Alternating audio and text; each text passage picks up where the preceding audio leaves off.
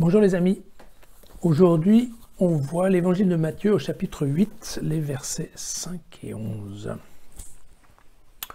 Jésus est à Capharnaüm, la petite ville de Galilée. Il entre à Capharnaüm et voilà-t-il pas qu'un centurion romain vient vers lui. Alors il faut bien comprendre que du temps de Jésus, un centurion romain, c'est à peu près l'équivalent d'un commandant SS en France pendant l'occupation. Donc non seulement quelqu'un que l'on déteste, mais en plus quelqu'un qu'on essaye d'éviter.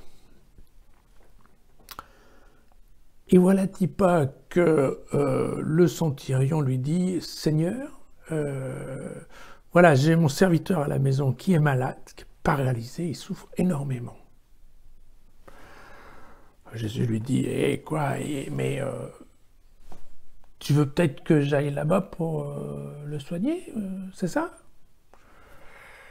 Et le centurion répond une phrase qui est devenue célèbre dans la liturgie chrétienne, qui est non, non, je ne suis pas digne de te recevoir, entre parenthèses à la maison, dis seulement une parole et mon serviteur sera guéri. » Et puis, il en profite d'ailleurs pour lui rappeler que, comme centurion, il est aussi capable de donner des ordres.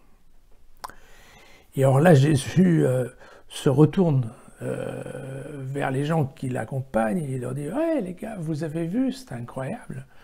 C'est la première fois que je rencontre quelqu'un en Israël qui a autant de foi. C'est formidable. » Et Jésus de leur dire, vous savez, ça va être comme ça. À la fin, vous allez voir qu'il y aura beaucoup plus de gens étrangers, non juifs, invités au repas avec Abraham, Isaac et Jacob, qu'il n'y aura de vrais juifs du coin. Et donc, voilà l'évangile du jour.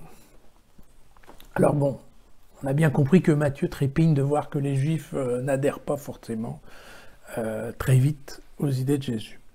Et donc c'est vrai qu'il ne loupe pas une occasion de leur dire qu'il vaut mieux un païen qui avance qu'un Juif qui traîne les pieds. Bon.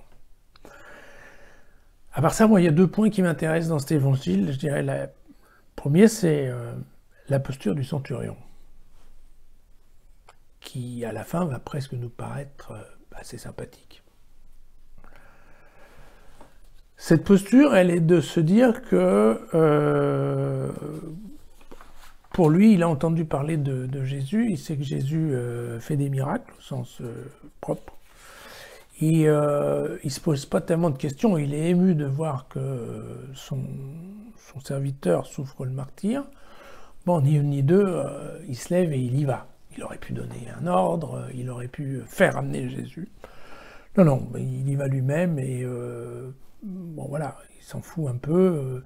Au diable la paresse, les règlements, la hiérarchie, tout ça. J'y vais, je demande. Voilà. L'autre truc que je trouve intéressant, c'est aussi le message de Jésus.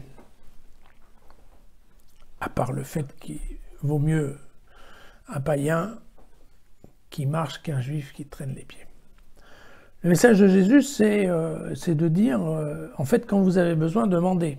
Et d'ailleurs, on verra que toutes les fois où Jésus fait des miracles, c'est juste parce qu'on lui demande, tout simplement. Tout simplement. Donc, quand vous avez besoin, demandez. Et voilà, je pense que c'est quelque chose qu'il faut que l'on retienne, c'est-à-dire que quand on est vraiment coincé, quand vraiment ça ne va pas, il faut savoir faire sauter les barrières et tout simplement aller demander de l'aide.